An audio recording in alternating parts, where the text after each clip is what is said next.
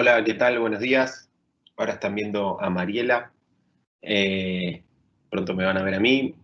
Mar, tenés el micrófono cerrado si querés abrilo.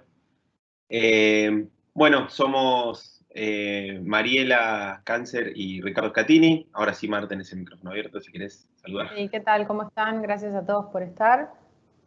Bien. Bueno, ya pasaron algunos minutitos del horario de inicio, así que podemos ir comenzando. Nuevamente, gracias por tomarse el tiempo y acercarse a este webinar de introducción a UX. Yo soy Ricardo Scatini, soy arquitecto de soluciones digitales en Practia. Me acompaña Mariela Cáncer. Si querés, Mar, presentarte. ¿Y qué tal? Yo soy Mariela. Bueno, para los que no me conocen, estoy trabajando como diseñadora UX UI. Y bueno, acá estamos para contarles un poco de qué se trata UX. Y lo que les queremos decir antes de empezar es que si tienen alguna pregunta, como las vamos a responder al final, para no olvidarse, las vayan dejando en el chat y después nosotros las vamos contestando. Bien, perfecto. Bueno, vamos a poner la presentación. Ahí está, gracias. Bueno, avanzamos nomás con la presentación. Eh, un poco es entender esta introducción de User Experience. Primero arrancamos por la definición, ¿no? ¿Qué significa User Experience? La UX viene de la palabra en inglés User Experience, que significa experiencia de usuario, y como lo está definido, contempla todos los aspectos de la interacción de un usuario final con una compañía a través de sus servicios y productos. Esto es todo lo que nosotros hoy consumimos, y tocamos y usamos, tuvo un diseño, tuvo ese diseño a través de la búsqueda de un propósito, ¿sí? De solucionar algún problema, y en la interacción que nosotros tengamos con ese servicio o producto que desarrolló una compañía, esa interacción va a estar dada, se va a llamar experiencia de usuario, ¿sí? Que es los componentes que utilizó la empresa, los mensajes, los colores, todo eso es la experiencia del usuario, y vamos a tener ejemplos muy prácticos de la vida cotidiana para ver cómo llevar a la realidad lo que es experiencia de usuario. Uno de los ejemplos, por lo menos mi ejemplo favorito para User Experience, es contar lo que es un desayuno. Eh, User Experience, acá lo que tenemos definido es todo el producto, ¿no? El producto desayuno como todo. No nos focalicemos solo en el cereal, sino el producto entero como la experiencia de tener un desayuno, ¿no? Donde hay diferentes componentes que hacen al desayuno, ¿sí? Tenemos los cereales, tenemos la leche, tenemos la cuchara, el bowl, y puntualmente nosotros vamos a interactuar con el desayuno a través de nuestra interfaz, que es lo que se llama UI, que es User Interface. Nosotros vamos a interactuar con ese desayuno a través de la cuchara, que es un componente de este producto desayuno, que es el que va y viene entre nosotros usuario y el producto final, que es el desayuno. Entonces, la selección de una buena herramienta en la interfaz va a definir muchísimo cómo va a ser esa experiencia. ¿Qué pasaría si yo, en vez de darles una cuchara, les diera un cuchillo? O en vez de darle una cuchara les diera un escarbadiente, o en vez de darle una cuchara les diera un tenedor. No es lo mismo levantar los cereales con un tenedor y no quedarse con un poco de leche en la cuchara y solo quedarse con el cereal, quedándose después la leche abajo. Entonces uno primero comería todos los cereales y después tomaría la leche o el yogur o lo que fuera. Y eso, en el diseño, en la selección del UI, en la selección de la herramienta, nos va a condicionar, nos va a disponer de una experiencia, porque quizás nuestra experiencia no, yo quiero que te comas los cereales antes de que se pongan todos blanditos, entonces te doy un tipo de interfase que primero hace que comas primero los cereales y después te tomes la leche, o yo quiero que tengas la experiencia de los dos sabores en la boca y que sientas el líquido y que sientas el crujir antes de que se te mojen y se te pongan blanditos. Entonces, la selección de la herramienta es parte de la experiencia, y la experiencia al final es el todo, ¿no? Es uno cómo come el cereal, uno cómo saborea, uno qué tan grande es la taza, si tiene mucha leche, poca leche, si entran muchos cereales, si en la taza que está dispuesta tiene más de la cantidad de calorías permitidas. O sea, hay un montón de cosas que se diseñan para después poner sencillamente lo que es el producto sobre la mesa. Y ese es uno de los ejemplos más mundanos, pero donde lo que queda claro es UI, User Interface, la parte de diseño, digamos, las herramientas que uno disponga, no es siempre UX, sino es UI es ese mecanismo que nos va a llevar a interactuar con la experiencia, ¿sí? con el producto entero. Sí, entender la experiencia de usuario como un todo, ¿no? Que abarca todas estas cosas que estás mencionando. Bien, si querés, avanzamos un slide más.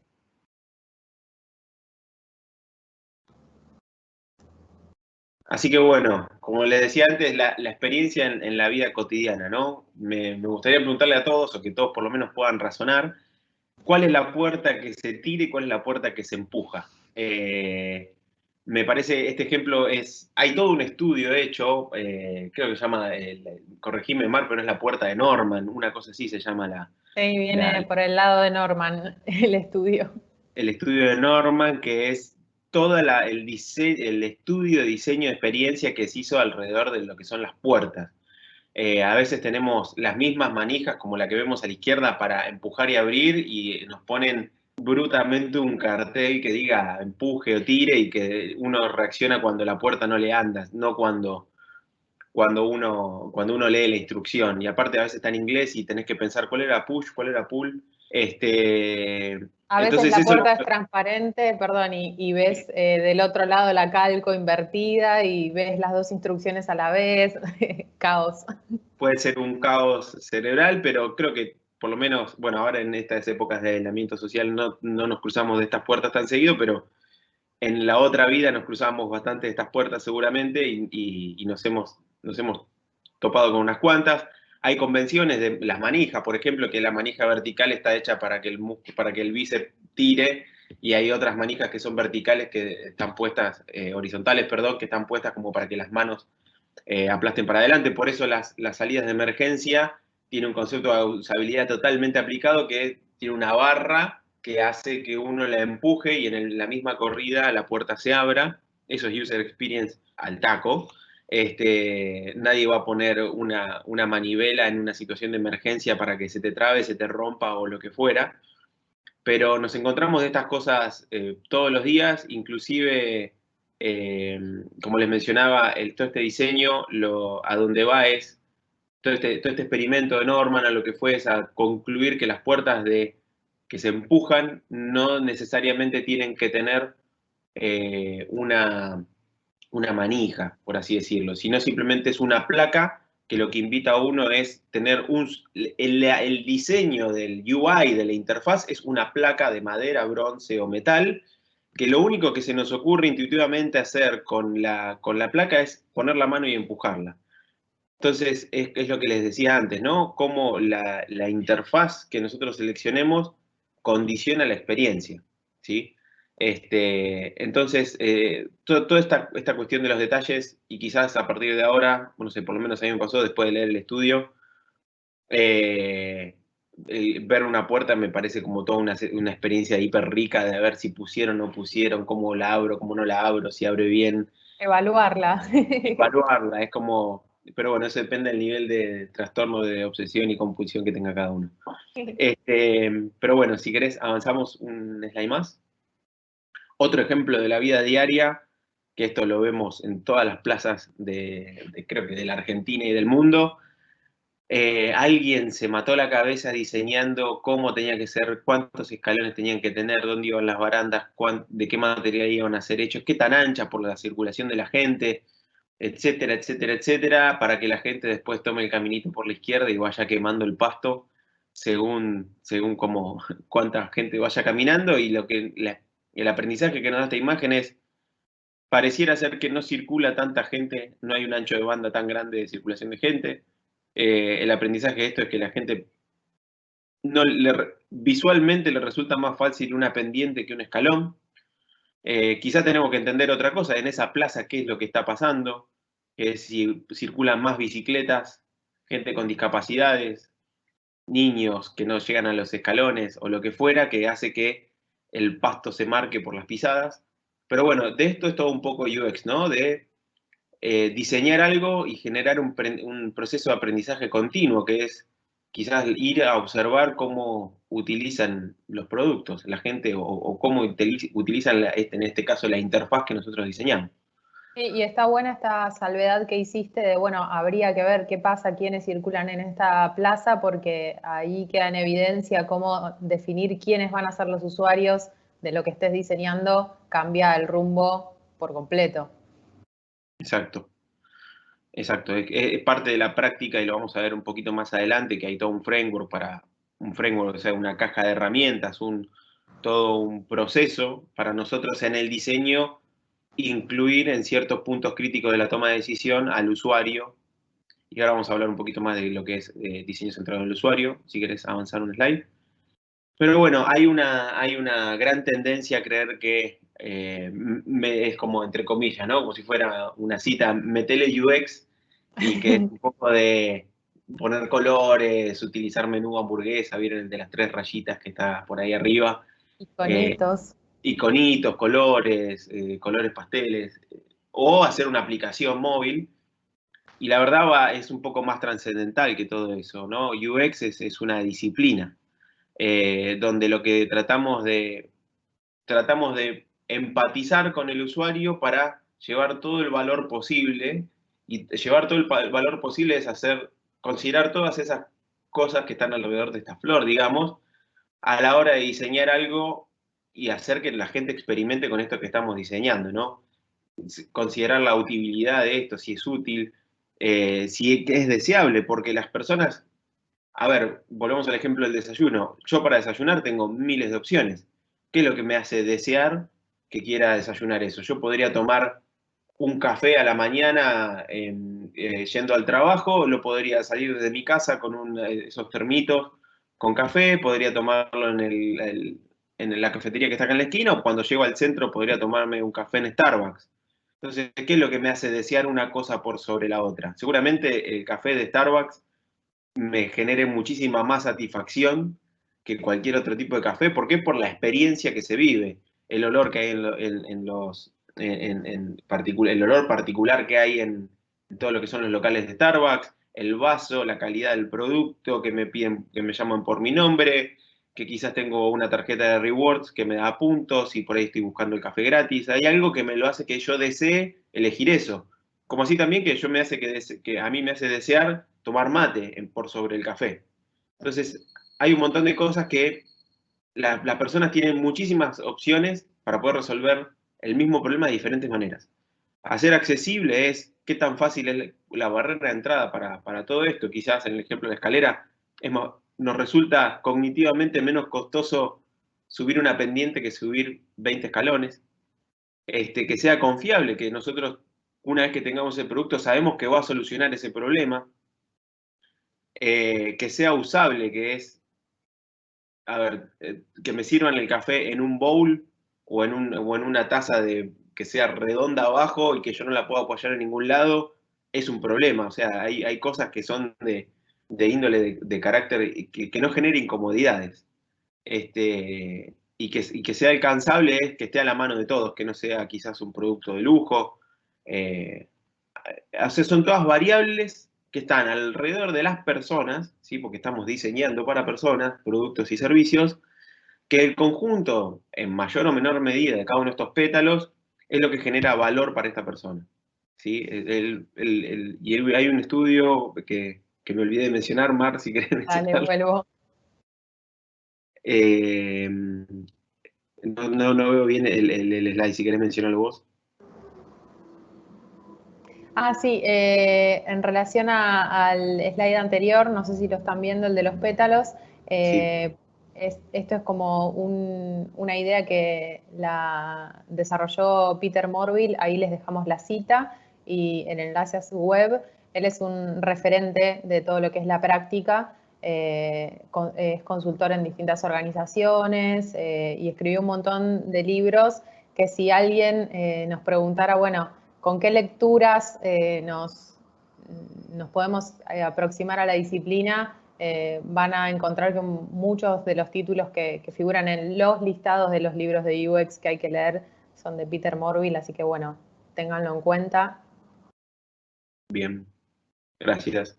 De Pero nada. bueno, aprender un poco qué es UX por la negativa, y ya que estábamos hablando de lo que las personas priorizan, lo que las personas, todo lo que es diseño centrado en el usuario, o lo que es la customer centricidad, o sí, customer centricidad se dice que es poner al usuario, a quien va a usar el producto o servicio en el centro de la escena, que eso se llama Customer Experience, que es CX. A veces se tiende a confundir y se piensa que nosotros por diseñar o pensar una buena experiencia estamos haciendo Customer Experience, y Customer Experience va más allá de las interfaces. Customer Experience no es solo, no es lo mismo, no, en la primera parte de ahí figura que UX y CX están en el mismo ámbito, y una cosa desdibujada una con la otra, no son la misma cosa, tampoco son dos cosas totalmente separadas. No quiere decir que porque hago interfaces y pienso y hago prototipos, y después nos vamos a adentrar en qué significan hacer prototipos, no estoy haciendo Customer Experience. Customer Experience quizás es más soft, no, tampoco son dos mundos separados, y menos que menos es algo que surge en una interacción, que casi en una rima entre los dos mundos. En realidad lo que es Customer Experience es un paraguas mucho más grande, donde una de las disciplinas que viven dentro es User Experience. Sí, Customer Experience quizás va un poquito más allá de todo lo que es el diseño de la experiencia, que es el diseño de quizás una interfaz, sino es la exploración del usuario, y capaz acá le resuenan algunas palabras de otros ámbitos como Design Thinking, o el Design Sprint de Google, que lo que hacen es traer al usuario a un ámbito de co-creación para entender su problema y empezar a pensar soluciones para ellos. Eh, User Experience lo que hace, toma algunos conceptos de estos para poder ponerlos en la práctica. No es el set entero de herramientas de Design Thinking, sino hay algunas prácticas muy puntuales como observación no participante, que es voy y miro lo que mencionaba de la plaza, ¿no? Tengo que ir y mirar cómo están usando mi escalera, o si están yendo por el costado, quiénes son, cuántos son, con qué medios lo hacen, ¿sí? Entonces, yendo puntualmente sobre este slide, es qué pasa si incluimos al usuario desde el principio del desarrollo, desde el principio del diseño, y qué pasaría si no, ¿no? Entonces, nosotros suponemos que la gente necesita atravesar la plaza y que tiene una elevación, entonces la mejor manera de hacerlo es gastar un montón de plata en cemento para poner escalones, porque la gente está acostumbrada a los escalones. Y si nosotros hubiéramos involucrado a las personas en su diseño, y les hubiera quizás, y estoy tomando un ejemplo muy pavo, quizás se les hubiéramos preguntado cómo la atravesaría, o si le costaría más 20 escalones o una rampa, o si pensáramos en incluir personas con discapacidades en el diseño de esto, no solo nos hubiéramos quedado en incluir una baranda, sino en quizás hacer una rampa de cemento. Y éramos quizás a nivel negocio, y después vamos a empezar a mezclar negocio con personas, con diseño. A nivel negocio, seguro hacer una rampa es muchísimo más barato en términos de materiales que hacer una escalera. Pero bueno, el usuario va a estar en el centro de las decisiones, y lo vamos a incluir. Y lo que pasa cuando no lo incluimos es que el usuario le da sentido de otra manera a la usabilidad, a cómo interactúa con el sistema, y quizás termina hasta perpetrándolo o usándolo a como él le resulta que lo están usando, o que debiera usarlo, perdón. Así que si seguimos un slide más. Entonces, si nosotros estamos hablando de que la persona tiene alrededor de él un montón de cuestiones que le hacen que la interacción con un producto o en un servicio tenga valor, porque lo hace usable, porque lo hace deseable, porque es cómodo, porque está a la mano, eso es en la interacción pura con el objeto. Ahora, si analizamos perdón, a la persona aislado, nosotros vamos a ver que esa persona tiene otras, otras necesidades, va a buscar, va a cometer errores, ¿sí? Va a buscar eficiencia, va a buscar satisfacción en el uso. Entonces tenemos que diseñar para estas personas, ¿sí? Tenemos que diseñar sistemas que sean fáciles de aprender. ¿sí? O que sean fáciles de interpretar. Ahí dice learnability, que sería, o traducido al español, sería capacidad de aprender. Las personas, casi en el 70-80% de la experiencia con los sitios es exploración. Exploración es, bueno, toco acá a ver qué pasa, toco acá a ver qué pasa, toco allá a ver qué pasa. Si no, observen a sus padres utilizando teléfonos celulares y eso les va a dar una pauta de cómo un usuario explora. Que van a ver botones, van a tocar, van a ver palabras, hay botones que no parecen botones, hay palabras que parecen botones, hay palabras que no son cliqueables, pero parecen que fueran cliqueables. Entonces, el cerebro humano tiene mucho del aprendizaje por el error, ¿sí? Aprende mucho por la negativa. Aprende en las equivocaciones que uno comete con las interfaces y con los sistemas, se aprende de qué no tiene que tocar o qué sí tiene que tocar, o que un cartel o un cartel que parece peligroso realmente le tengo que dar atención y lo tengo que leer o no. Y nosotros tenemos que diseñar para estas personas. Tenemos que diseñar una interfaz o tenemos que diseñar una experiencia para alguien que necesita hacer, que aprende solo, para una persona que busca la eficiencia, que busca hacer la menor cantidad de clics, la menor cantidad de interacciones. Las personas, los cerebros son vagos, no quieren esforzarse de más. Y en ese esfuerzo, ¿no? en esa búsqueda de no esforzarse de más, tienden a cometer errores. Y a veces el error puede venir por dos lados. Puede venir por un mal diseño, que nosotros estamos diseñando cosas casi para que la gente se equivoque, y no sé si hay, pero muchos sitios públicos es como que decís, ¿a quién se le ocurrió hacer esta interfaz para cargar una factura o Sí, para emitir una orden de pago? consorcios en red, no sé cuántos de ustedes tuvieron la desgracia de tener que usarlo, pero es como un desafío, es un gran ejemplo de todo lo que no hay que hacer. Sí, también un ejemplo, digamos, un ejemplo corregido es el sitio de la FIP.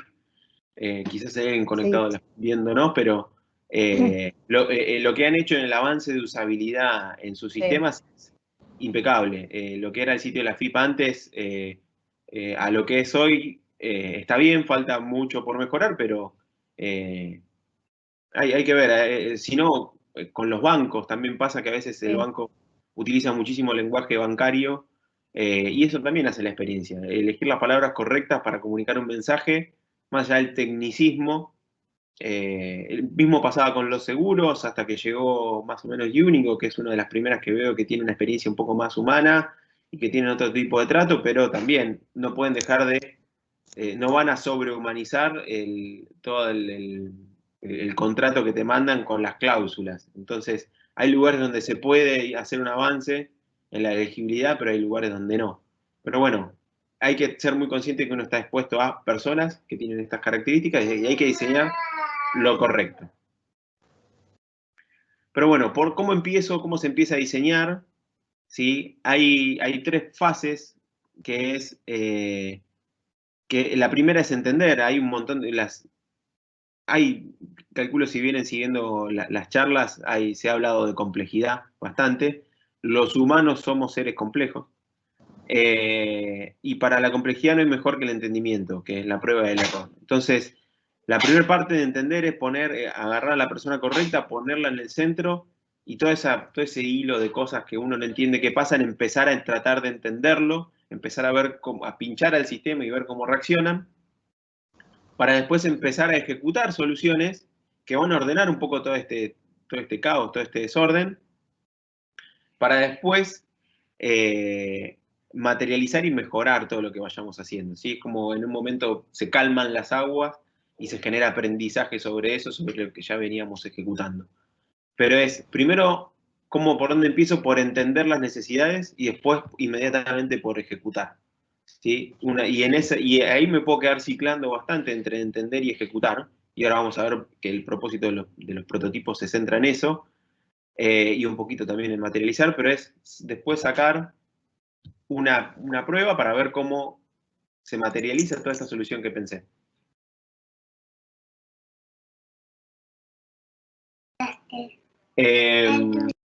Un segundo, como estamos allá está. Estamos en etapa de coronavirus, están mis hijas por acá en casa.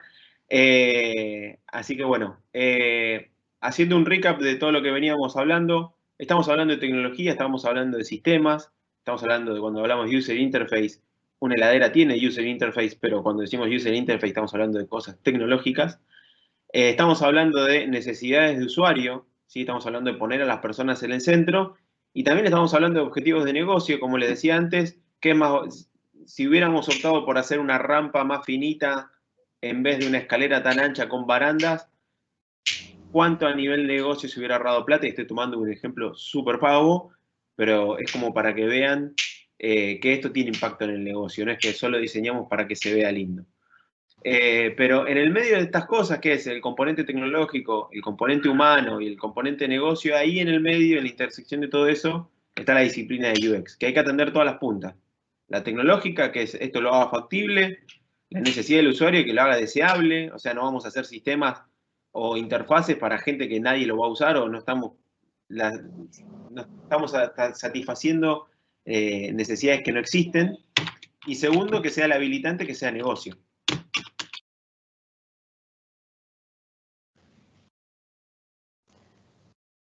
Bueno, habiendo dicho todo esto y teniendo estas ideas y teniendo al usuario como el centro de todas nuestras decisiones, queremos empezar a hablarles un poco de, bueno, cómo implementamos esto cuando nos toca trabajar en UX. Y nos gustaría introducir el concepto de Lean UX, que para ponerlo en 3 palabras bien simples, es un proceso, es una metodología, es un enfoque. Acá aparece el concepto de proceso iterativo más adelante, o sea, tiene que ver un poco con el gráfico que veíamos recién, donde teníamos una fase de entender, explorar y materializar. Vamos a ir viendo a lo largo de las diapositivas que vienen cómo esas 3 fases son como parte de un ciclo o de un círculo virtuoso, ¿sí? Y entonces Lean UX lo podemos definir como un proceso iterativo para el diseño de productos y servicios. En nuestro caso estamos trabajando en productos digitales, que permite refinar de manera progresiva, rápida y eficiente la oferta de valor para los usuarios. Aparece de nuevo el concepto de valor y también me gustaría que les vaya quedando resonando esto de progresivo, rápido y eficiente. Para contarles un poco del Lean UX, tiene sus antecedentes en el movimiento Lean Startup.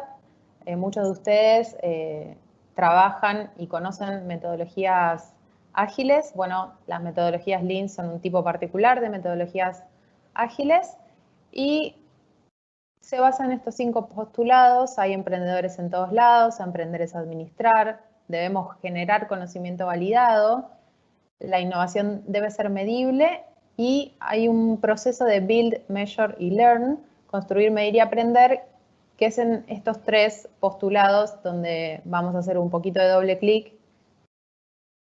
¿De qué hablamos cuando hablamos de generar conocimiento validado? Acá aparece el concepto de pruebas de usuarios, en el que vamos a profundizar más adelante.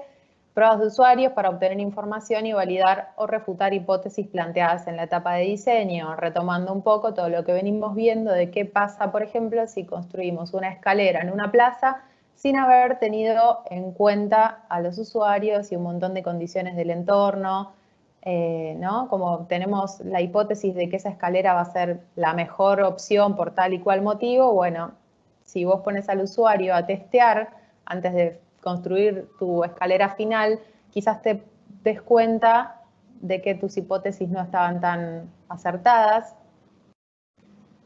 La innovación debe ser medible.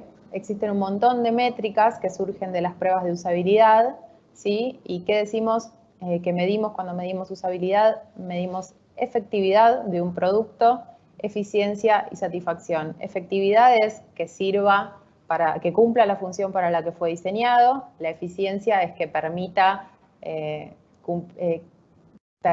cumplirla en tiempo y forma. Pongamos el ejemplo de una aplicación para reservar alojamiento. Es efectiva si la persona puede concretar el objetivo, que es reservar un alojamiento. Es eficiente si además de poder concretar ese objetivo se puede hacer en unos tiempos razonables. Y la satisfacción es, bueno, hace un poco a todo esto que decíamos antes de la experiencia total antes, durante y después del uso de ese producto.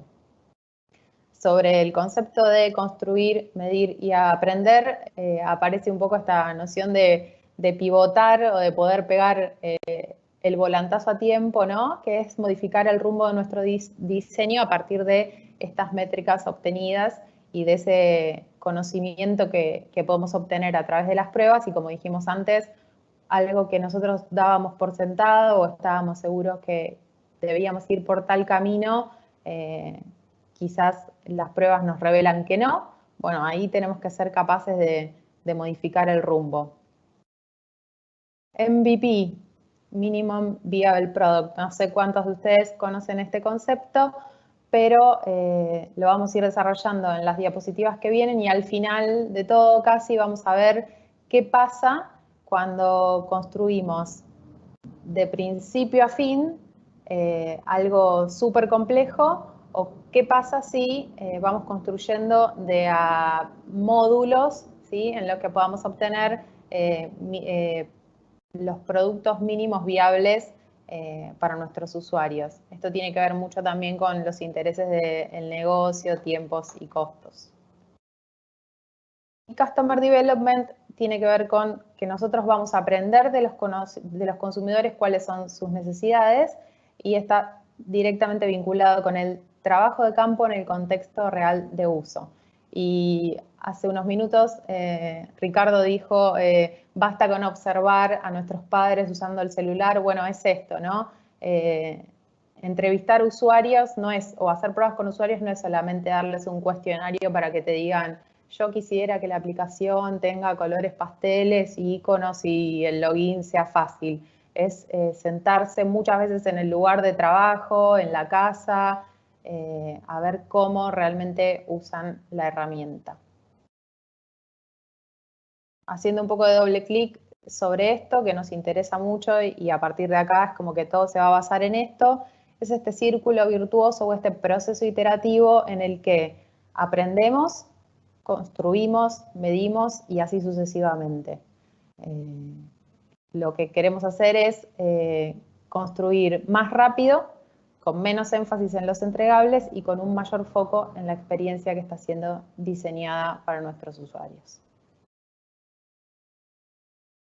Yendo más todavía de la teoría a la práctica, les vamos a contar un poco, y acá se repite de nuevo esto de entender, explorar y materializar, cómo es el proceso de trabajo de UX.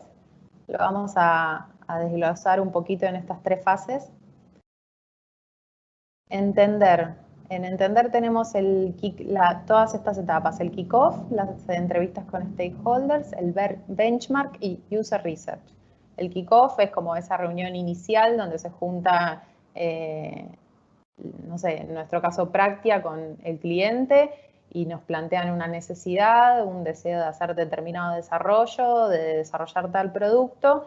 Bueno, ahí ya se hace un primer relevamiento de todo lo que se necesita y de todo lo que tenemos para comenzar. Y empezamos a profundizar, a tener entrevistas directamente con los interesados dentro de lo que es el cliente. Acá el cliente sería nuestro cliente, ¿sí? No el usuario final. Benchmark es una etapa en la que vamos a investigar un poco no, exhaustivamente, estaría buenísimo, qué es lo que ya existe, si es que ya existe algo que resuelve esas necesidades, si hay otras herramientas que sirven para lo mismo, otros productos que sirven para lo mismo. No sé, pongo un ejemplo, si nos piden que desarrollemos una herramienta para gestionar proyectos, bueno, lo más probable es que hasta nos den referencias. Yo quisiera tener una herramienta que funcione como Monday. Bueno, empezás a buscar herramientas que sirvan para esto, te fijas qué tienen de bueno, qué tienen de malo, haces una investigación ahí como para... Se trata un poco de no querer inventar la rueda, ¿no? Y de que si vamos a desarrollar algo nuevo o que ya existe, podamos aportarle un valor agregado a eso que vamos a desarrollar.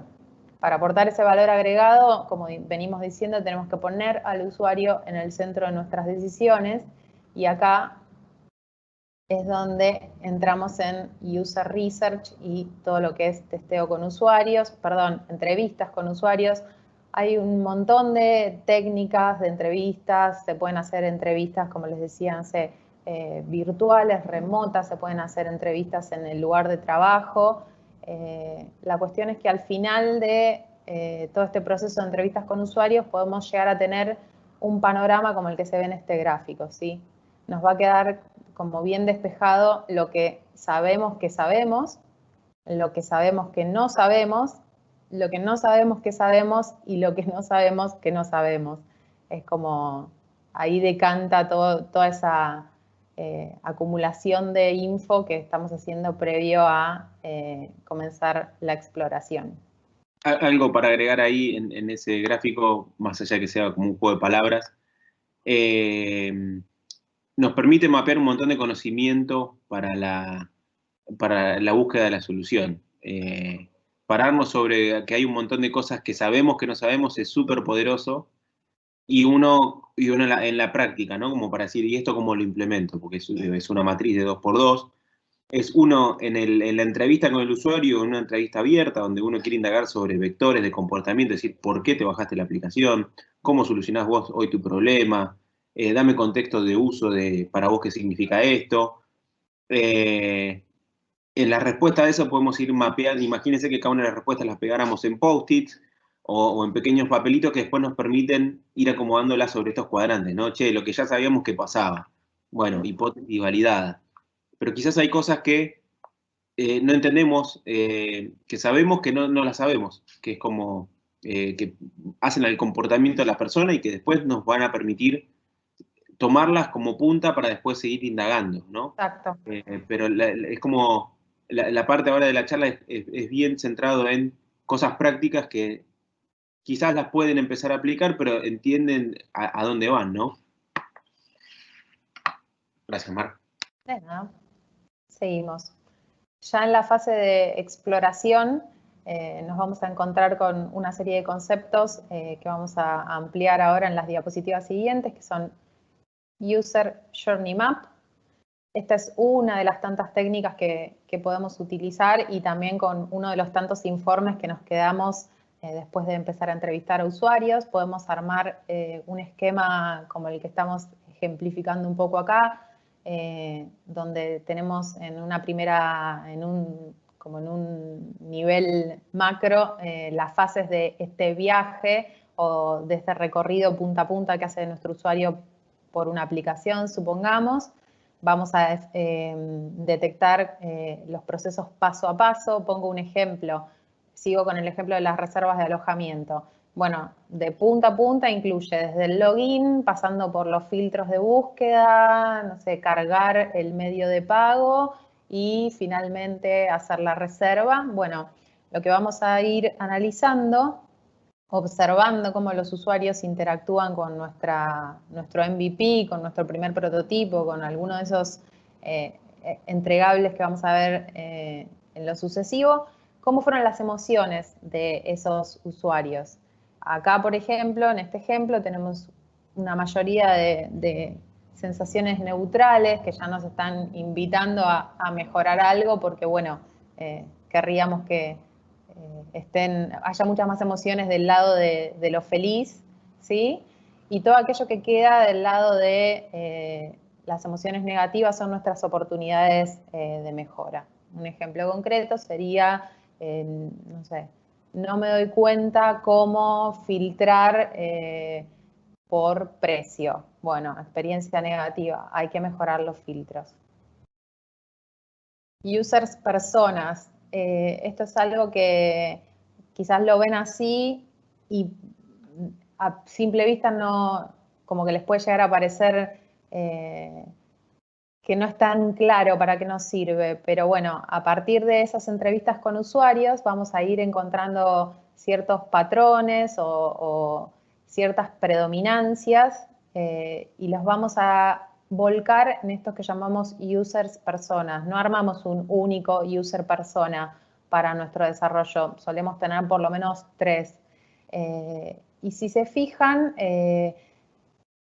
la síntesis que hacemos en el user persona no tiene que ver solamente con, no sé, las habilidades que tiene con la tecnología o qué herramientas le gustan o cuál es la necesidad que esa persona está tratando de resolver, sino que se incluyen un montón de cuestiones como más humanas y más blandas, como rasgos de su personalidad, las habilidades profesionales.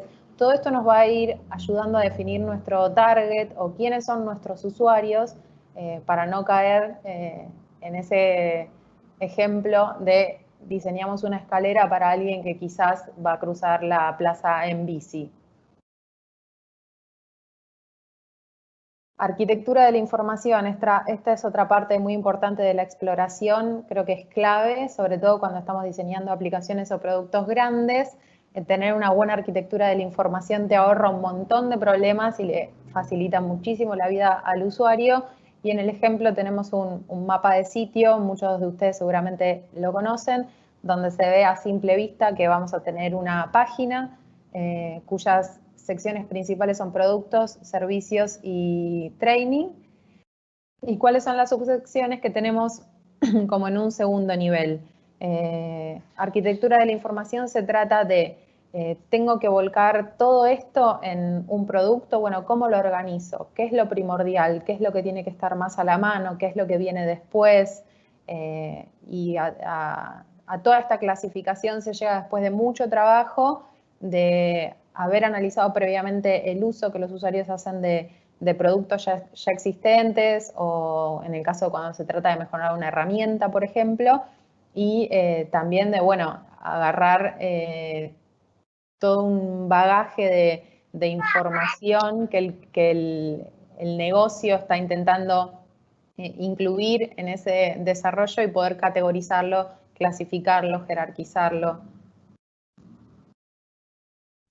Una herramienta que me gustaría, perdón, Mar, la interrupción, pero Sí. una herramienta que me gustaría contarles acerca de toda esta arquitectura de la información y demás, hay una que se llama cart sorting, que simplemente poner ítems de todas las partes que sabemos que nuestro sitio puede tener y le pedimos a la gente que las agrupe y las anide o que cree nuevas categorías para agrupar otras categorías. Por ejemplo, si tenemos departamento de compra, ventas, recursos humanos, si fuera un sitio que tendría que contar todo eso, ¿no? Por ejemplo, o una aplicación que tuviera que pagar, que tuviéramos que poner pagos, cobros, pagar con QR, recibir con QR, es como ponemos todas las funcionalidades y dejamos todo escrito en cartitas y dejamos que la gente las agrupe y las ordene según su orden de interés. Y eso lo hacemos con muchas personas hasta que en algún punto vamos a encontrar un patrón y ese patrón nos va a ayudar a definir cómo tiene que estar agrupada la información, cómo tiene que estar agrupada la navegación de un sitio.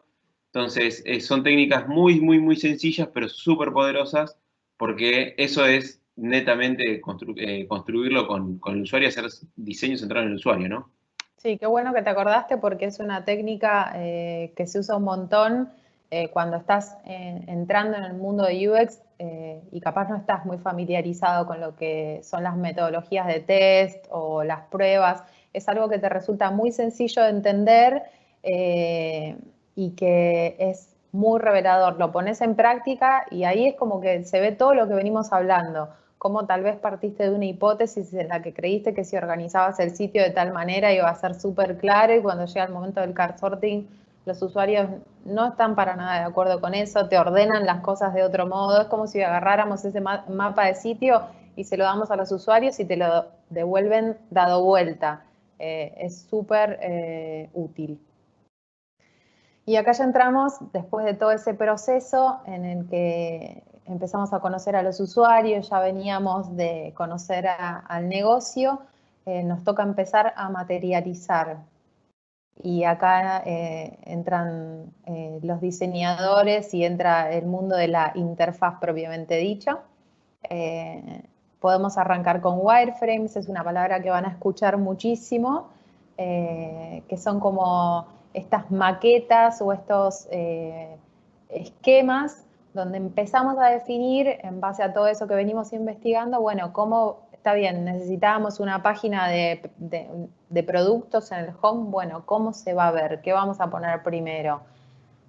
Acá hay mucho para hablar, ya sería como casi otra charla aparte, ¿sí? Porque entran a jugar un montón de cuestiones teóricas sobre qué hace a una interfaz usable y cuáles son las buenas prácticas a la hora de armar esto, pero bueno, queremos en esta introducción darles un pantallazo sobre los distintos entregables que un diseñador UX va brindando a medida que están en su proceso de trabajo. Los wireframes pueden ser súper low-fi, o sea, papelitos, así, tal cual lo ven, dibujado con marcador, donde esto representa una imagen y no pusiste la foto todavía.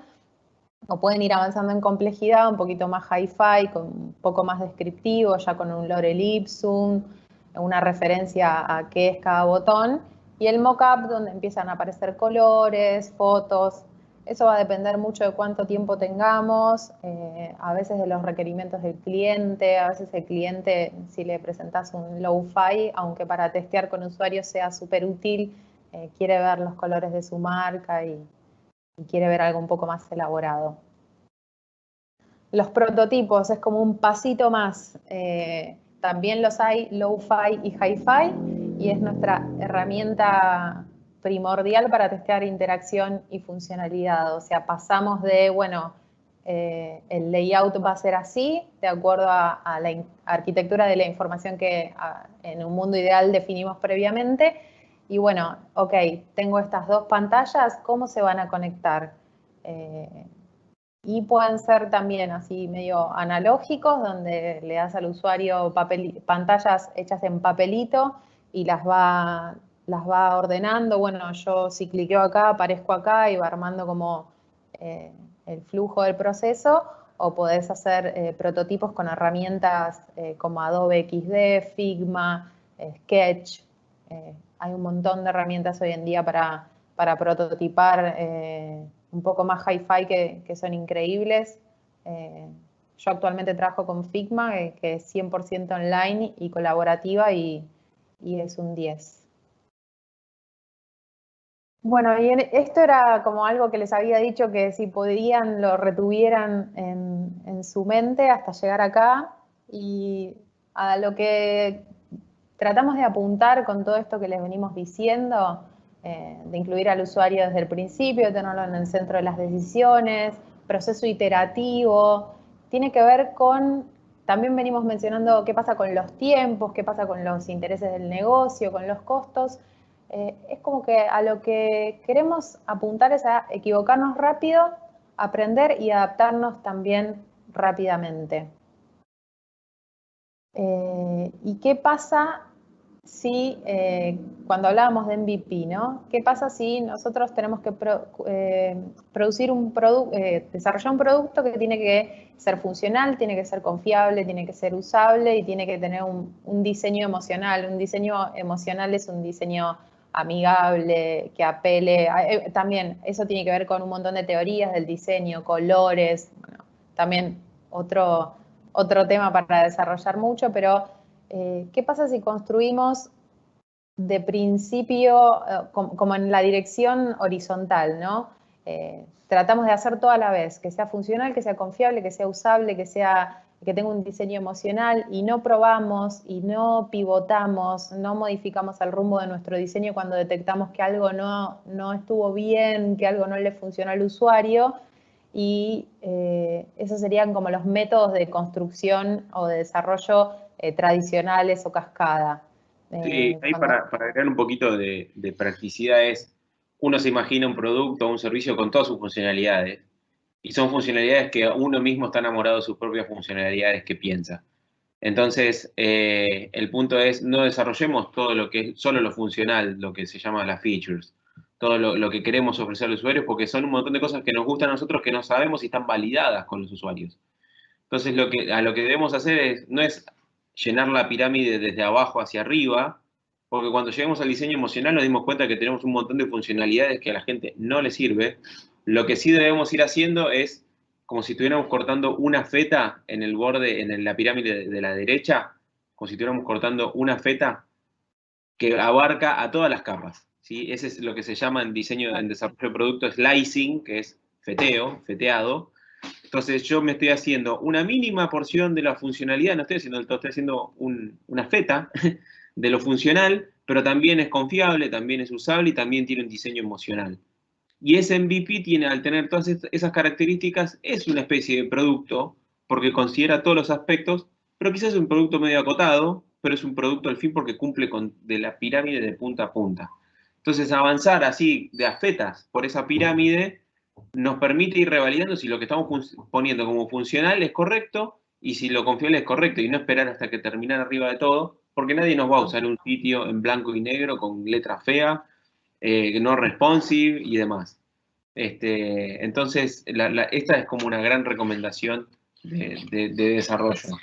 Sí, sí, sí. Imagínense como que por estas capas volvemos a pasar, ¿no? Y cada vez le vamos agregando y vamos refinando y vamos puliendo hasta tener como el producto exactamente como lo queríamos. Hay un ejemplo que está bastante bueno para hablar de MVP, que es tengo que desarrollar una bici. Bueno, no sirve si primero hago una rueda, después hago el volante y después te quedan como todas partes separadas. Quizás es mejor armar primero una bici, no sé, un triciclo, un monociclo, un monopatín y después agregarle una rueda más, ¿no? Y hasta que finalmente tenés la bici con cambios, que te sirve para montaña. Con el primer producto, con el monopatín, te vas a poder trasladar de un lugar a otro. Con la bici última y la mejor también, pero fuiste como avanzando de a poco. Sí, y lo importante es entender qué es lo que quiere el usuario, ¿no? No solo... Si querés Sí. ponerlo en la slide anterior y dejamos un ratito abierto a ver si hay alguna pregunta. Dale. Yo estoy pudiendo ver la solapita de preguntas, así que si de los que están atrás en el backstage dándonos una mano con esto vieron alguna pregunta, nos avisan.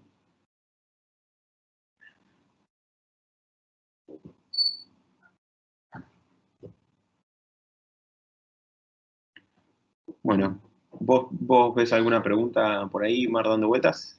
No. Ok, bueno, creo que eso es todo. Esperamos haber sido lo más pragmáticos posibles y que se hayan quedado con un entendimiento más claro de lo que es UX. Esto fue una introducción y como dijo Mariela, podríamos hacer webinars y webinars por cada slide de esta presentación.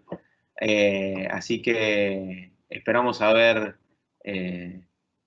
cumplido con el objetivo de una introducción y que por lo menos se lleven algunas herramientas y entendimiento de lo que es User Experience, y si quieren empezar a desarrollarlo, van a tener material de referencia de por dónde hacerlo, si no, nos llaman. Ah, mira, acá empezaron, se ve que hay un poquito de delay, perdón, no es que no los estamos ignorando, me empezaron a aparecer algunas preguntas. Encuentro, acá Anónimo dice, ¿cómo se enlaza Design Thinking con UX?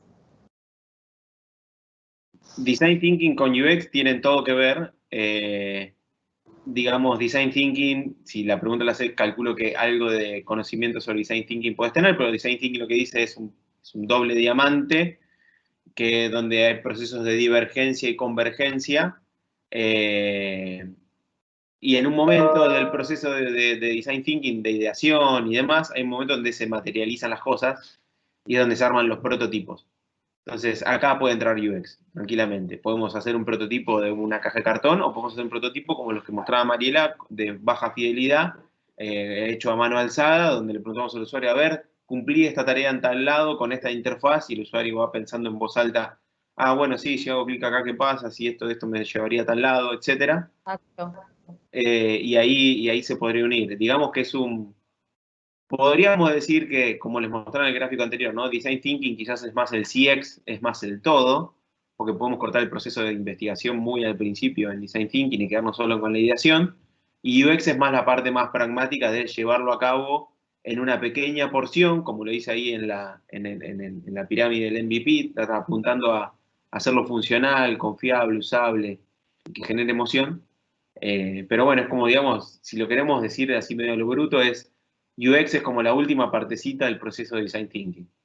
Sí, y hay un ida y vuelta interesante, ¿no? Porque así como los UXers podemos aportar nuestra parte más pragmática y si somos diseñadores UI, colaborar con el armado de prototipos, etcétera.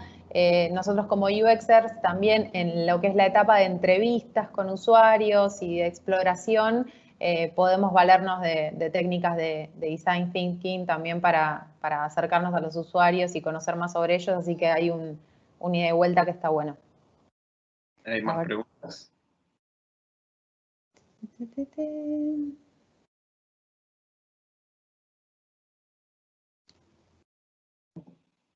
Creo que no veo ninguna más. Bueno. Acá hay unas menciones en relación al ejemplo de la puerta, izquierda tira, derecha empuja. Sí, en ese ejemplo que pusimos, la de la izquierda tenía como la manija, que es esto que decía Ricardo, que te invita inmediatamente a tirar. Por ende, cuando nos encontramos con puertas que hay que empujarlas para salir y tiene una manija, lo más probable es que termines tirando.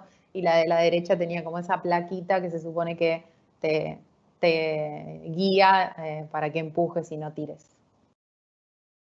Y ahora sí creo que no tenemos más preguntas. Bueno, muchísimas gracias a todos. Cualquier cosa estamos en contacto. Bueno, chau, gracias a todos.